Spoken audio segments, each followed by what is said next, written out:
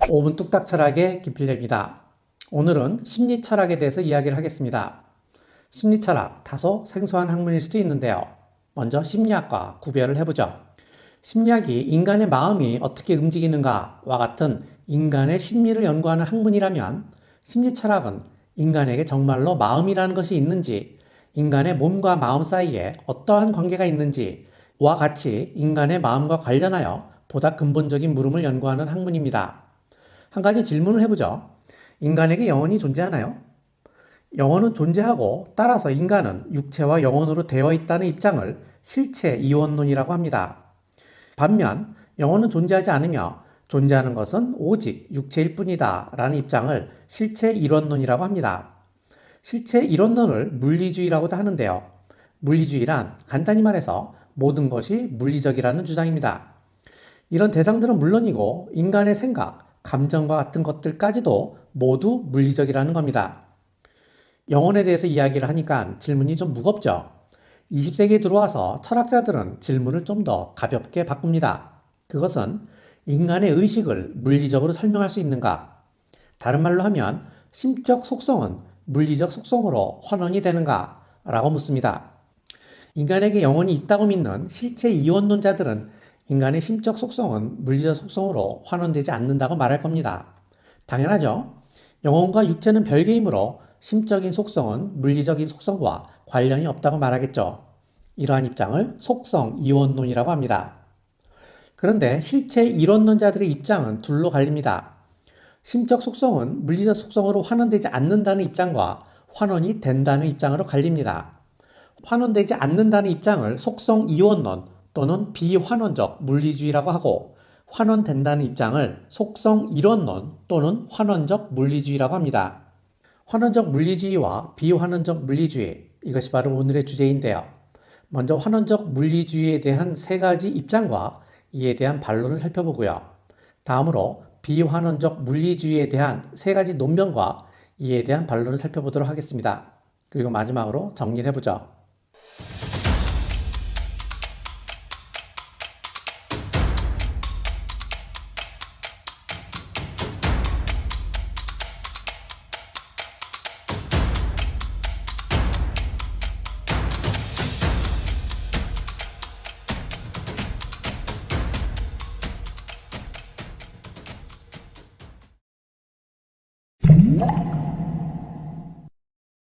자, 환원적 물리주의란 심적 속성이 물리적 속성으로 환원된다는 입장이라고 했죠. 대표적인 환원적 물리주의로 세 가지 입장이 있습니다. 첫째, 행동주의입니다. 우리는 다른 사람의 마음을 직접 볼 수 없죠. 우리는 단지 그 사람의 표정과 행동을 보고 마음을 추측할 따름입니다. 행동주의자들은 이처럼 겉으로 보여지는 것만을 마음으로 보자고 합니다. 그리고 마음은 그것이 밖으로 드러나는 행동으로 환원이 된다는 겁니다. 예컨대 기쁨은 웃는 행위로 환원이 되고 슬픔은 눈물을 흘리는 행위로 환원이 된다는 거죠. 두 번째 입장은 유형 동일론입니다. 바늘로 손을 찌르면 따끔하죠? 여기 피부 신경을 자극하면 이 자극이 신경을 타고 올라가서 두뇌를 자극하고 그래서 따끔하다는 마음을 가지게 되기 때문입니다. 이때 따끔하다는 마음과 두뇌가 자극을 받는 것이 동일하다는 겁니다. 예컨대 이건 물이고요. 이건 H2O예요. 그런데 물이 곧 H2O죠. 동일한 겁니다. 마찬가지로 두뇌의 상태가 곧 마음이라는 겁니다. 그래서 마음은 두뇌의 물리적 상태로 환원이 된다는 겁니다. 세 번째 입장은 기능주의입니다. 야구공에 맞으면 아프죠? 이런 통증이라는 게 없으면 야구공을 피하지 않을 테고 그러면 사람이 다치기 때문입니다. 그래서 인간이 통증이라는 마음을 가지는 거죠. 마음이란 이처럼 생명이 살기 위해서 하는 어떤 기능으로 환원이 된다는 겁니다. 물리적 환원주의에 대한 반론으로 퍼트난과 포더는 다수 실현 가능성 논변을 제시합니다. 유형 동일론자들은 특정한 마음은 두뇌의 특정한 물리적 상태와 동일하다라고 말을 했죠. 그런데 인간도 통증을 느끼고 원숭이도 통증을 느낍니다. 그러면 인간의 두뇌의 물리적 상태와 원숭이의 두뇌의 물리적 상태가 같은가요? 아니겠죠? 따라서 통증이라는 마음을 실현하는 물리적 상태가 다수가 있을 수 있으므로 마음이 물리적 상태와 동일하다고는 말할 수 없다는 겁니다. 이제 심적 속성은 물리적 속성으로 환원되지 않는다는 비환원적 물리주의에 대해서 이야기를 해보죠. 비환원적 물리주의는 감각질, 퀄리와 관련이 있습니다. 감각질이란 심적인 경험을 말하는데요. 예컨대 이색을 보는 경험하고 이색을 보는 경험하고는 경험의 질이 다르죠. 왜냐하면 이 두 경험이 주는 감각질이 다르기 때문입니다. 저는 짬뽕이 먹고 싶으면 꼭 이 집에 가는데요. 왜냐하면 이 집 짬뽕 국물로 인해서 생기는 감각질을 아주 좋아하기 때문입니다. 이러한 색, 맛, 통증과 같이 주관적이고 의식적인 경험을 감각질이라고 합니다. 비환원적 물리주의자들은 이런 감각질은 물리적으로 환원이 되지 않는다는 세 가지 논변을 제시합니다. 첫째, 프랭크 잭슨이 제시한 메리의 방 논증입니다. 메리는 태어날 때부터 지금까지 자신의 방 밖을 나온 적이 없습니다. 그런데 그 방 안에 있는 모든 물건들은 흰색 아니면 검은색 아니면 회색입니다. 심지어 컴퓨터 모니터도 흑백이에요. 그래서 메리는 평생 색, 컬러를 본 적이 없다고 합니다. 그래서 색에 대해서 궁금했던 메리는 인터넷을 통해서 색을 공부했어요. 파란색의 파장이 얼마인지, 빨간색의 파장이 얼마인지, 눈이 색을 어떻게 보고 두뇌 어느 부분이 색을 인지하는지 등과 같은 색에 관한 모든 정보를 공부했습니다. 그래서 메리는 스스로 색에 대해서 모든 것을 알고 있는 전문가라고 생각을 했죠. 그러다 어느 날 메리는 자신의 방에서 나왔습니다. 그런데 빨간색 사과를 보고 충격을 먹은 겁니다. 아, 저게 빨간색이구나. 이때 메리는 깨달았어요. 메리는 자기가 색에 대해서 전부 알고 있었다고 생각을 했었는데 이제 와서 보니 자기가 색에 대해서 아는 게 하나도 없었다는 것을 깨달은 겁니다. 이게 무슨 뜻일까요? 그것은 빨간색을 본다는 심적인 속성에 관한 사실은 빨간색을 본다는 물리적 속성에 관한 사실과 전혀 다른 사실이라는 겁니다. 색에 대한 감각질은 결코 물리적으로 환원되지 않는다는 겁니다. 둘째, 차머스의 좀비 논변입니다. 차머스는 프로레슬러로도 활동하신 분인데요. 좀비 논변을 보죠. 1. 인간과 육체적, 물리적으로 똑같지만 마음이라고는 전혀 없는 좀비를 상상할 수 있다. 2. 상상 가능한 것은 논리적으로 존재할 수 있다. 3. 그런데 환원적 물리주의가 옳다면 이런 좀비는 존재할 수 없다. 왜냐하면 환원적 물리주의에 따르면 육체적, 물리적으로 똑같으면 마음도 똑같이 있어야 하기 때문이다. 4. 따라서 환원적 물리주의는 틀렸고 비환원적 물리주의가 옳다. 셋째, 네이글이 제시한 박쥐의 논변입니다.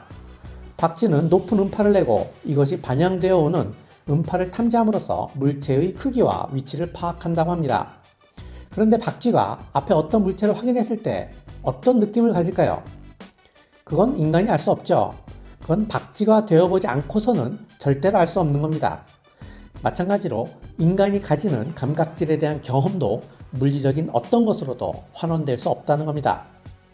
비환원적 물리주의에 대한 반론으로 김재건 선생님은 수반 논변을 제시합니다. 김재건 선생님은 1950년대 미국으로 가서 철학 박사 학위를 받고 미국의 철학학회 회장까지 지내신 세계적인 심리 철학자이신데요.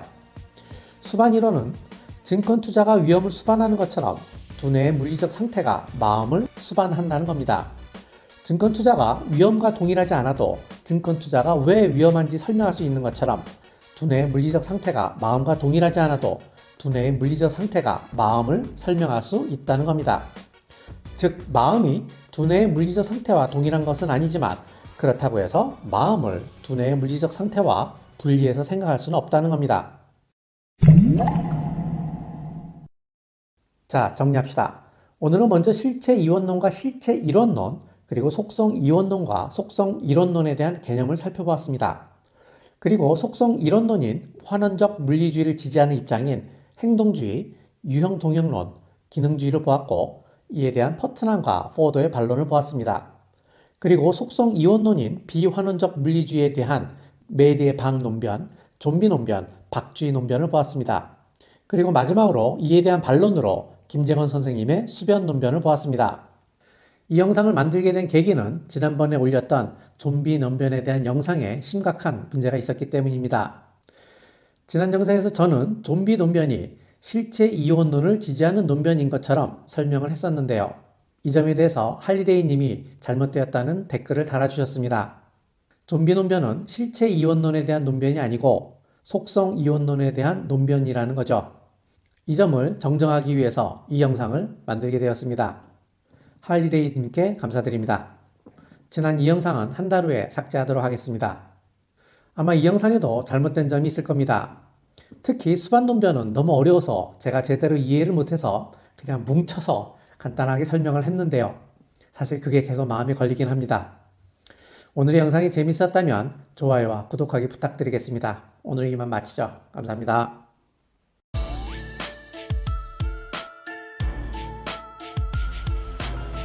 That's what we become. That's what we become.